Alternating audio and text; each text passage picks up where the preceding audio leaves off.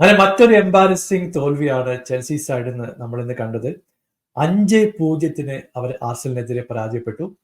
Welcome to Mallu football. അപ്പൊ നിങ്ങൾ ഈ ചാനൽ സബ്സ്ക്രൈബ് ചെയ്തില്ലെങ്കിൽ നിങ്ങൾ സപ്പോർട്ട് പ്രതീക്ഷിക്കുന്നു. എന്താണ് ഞാൻ ഈ മത്സരത്തിനെ പറ്റി പറയേണ്ടത്?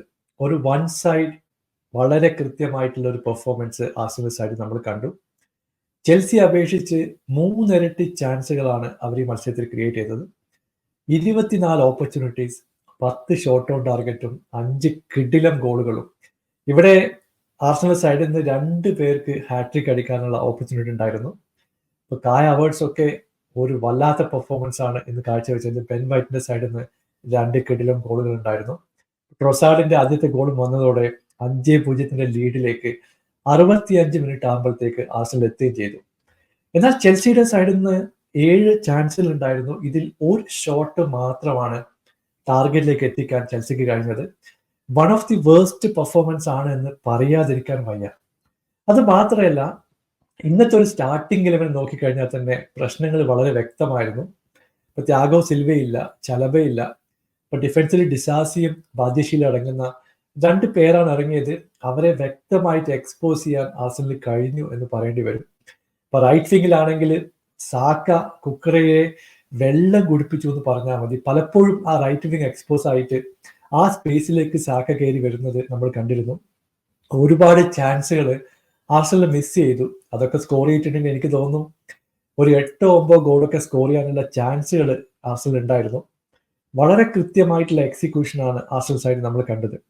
ഇപ്പൊ ചെൽസിയിലേക്ക് വരുമ്പോൾ നമ്മൾ പലപ്പോഴും കോൾ പാമർ FC എന്നൊക്കെ പറയാറുണ്ട്. പക്ഷെ സത്യം പറഞ്ഞാൽ അതുപോലുള്ള ഒരു സിറ്റുവേഷനിലൂടെയാണ് ചെൽസി ഇപ്പോൾ പോകുന്നത്. പാമർ എടുത്ത് മാറ്റിയപ്പോൾ ഒഫൻസീവ്ലി ഒരു ത്രെട്ടും ക്രിയേറ്റ് ചെയ്യാൻ ചെൽസിക്ക് കഴിയുന്നില്ല എന്നുള്ളതാണ് വസ്തുത. ഇവിടെ ജാക്സനെ പറ്റിയിട്ട് കഴിഞ്ഞ മത്സരത്തിൽ നമ്മൾ പറഞ്ഞതാണ്. ഇന്ന് പുള്ളിക്ക് ഒരു 1-on-1 ചാൻസ് കിട്ടിയിട്ടുണ്ടായിരുന്നു. ശരിക്കും പറഞ്ഞാൽ ഒരു 1.5 മീറ്റർ മാത്രമേ ബോക്സുമായിട്ടുള്ളൂ. ബോക്സിനകത്താണ് ഗോൾ കീപ്പറും ജാക്സൺ ആയിട്ടുള്ള ഒരു 1-on-1 ചാൻസ്. റൈറ്റ് വിങ്ങിൽ നിന്ന് പുള്ളി ഒരു ഷോട്ട് എടുത്തു. അറ്റ്ലീസ്റ്റ് ടാർഗറ്റിലേക്കെങ്കിലും എത്തിക്കുക എന്നുള്ളതാണ് ഒരു സ്ട്രൈക്കർ ചെയ്യേണ്ടത്. പക്ഷെ പുള്ളി അത് റൈറ്റ് വിങ്ങിലേക്ക് പുറത്തേക്ക് അടിച്ച് കളയുന്ന ഒരു കാഴ്ച കണ്ടു. പിന്നെ എന്താണ് ചെയ്യേണ്ടത്? നമ്മൾ എക്സ്ട്രാ ഓർഡിനറി ആയിട്ടുള്ള ചാൻസ് ഒന്നും കൺവേർട്ട് ചെയ്യാൻ പറയുന്നില്ല. അറ്റ്ലീസ്റ്റ് ഒരു 1-on-1 ചാൻസ് വരുമ്പോൾ ഗോൾ കീപ്പറെ തൊട്ട് മുമ്പിൽ വെച്ചിട്ട് പുള്ളിനെ ടെസ്റ്റ് ചെയ്യാനെങ്കിലും ജാക്സന് കഴിയുന്നില്ല എന്നുള്ളതാണ് സത്യമായിട്ടുള്ള കാര്യം. അത് മാത്രമല്ല, സബ്സ്റ്റിറ്റ്യൂഷൻ ഒക്കെ വൻ ശോകമായിരുന്നു. കാരണം 65 മിനിറ്റ് കഴിയുമ്പോഴത്തേക്കും 5-0 ഒരു ലീഡിലേക്ക് ആർസണൽ വരികയും ചെയ്തു. ഓഡിഗാർഡും അത് മാത്രമല്ല മിഡ്ഫീൽഡൊക്കെ വളരെ സോളിഡ് ആയിട്ടുള്ള ഒരു പെർഫോമൻസ് ആണ് ആർസണൽ സൈഡ് നമ്മൾ കണ്ടത്.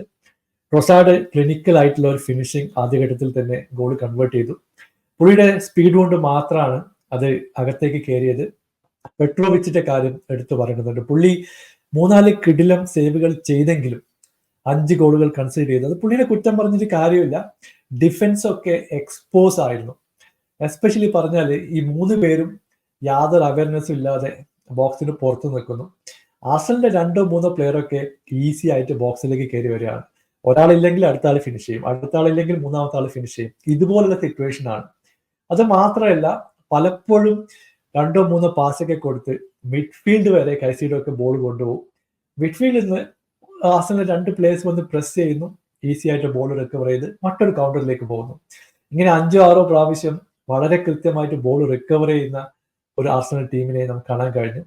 ഡെക്ലൻ റൈസ് ഒക്കെ കിടിലം പെർഫോമൻസ് ആയിരുന്നു. ഡിഫൻസിൽ കാര്യമായിട്ടുള്ള വീക്ക്നെസ് ഒന്നും ഉണ്ടായിരുന്നില്ല.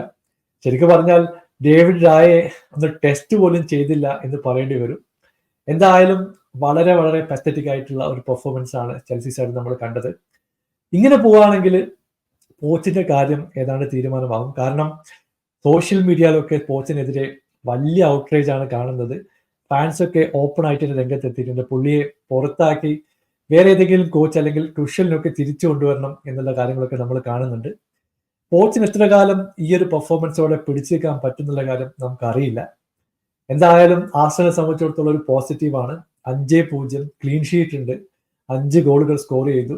ഇപ്പൊ ഗോൾ ഡിഫറൻസിന്റെ കാര്യത്തിലേക്ക് വരുമ്പോൾ ഇതൊരു അഡ്വാൻറ്റേജ് ആണ്. കാരണം ഇനിയുള്ള മത്സരങ്ങളിൽ സിറ്റിയോ അല്ലെങ്കിൽ ലിവർപൂളോ പോയിന്റ് ഡ്രോപ്പ് ചെയ്ത് കഴിഞ്ഞാൽ അവസാന നിമിഷം ഗോൾ ഡിഫറൻസിലേക്കാണ് കാര്യങ്ങൾ വരാൻ പോകുന്നത്. അതിപ്പോ ഒരു പോസിറ്റീവായിട്ട് മുമ്പോട്ട് പോകട്ടെ. നിങ്ങളുടെ അഭിപ്രായം അറിയിക്കുക. പുതിയൊരു വീഡിയോയുമായി വീണ്ടും കാണാം. Thank you so much for watching. Bye for now.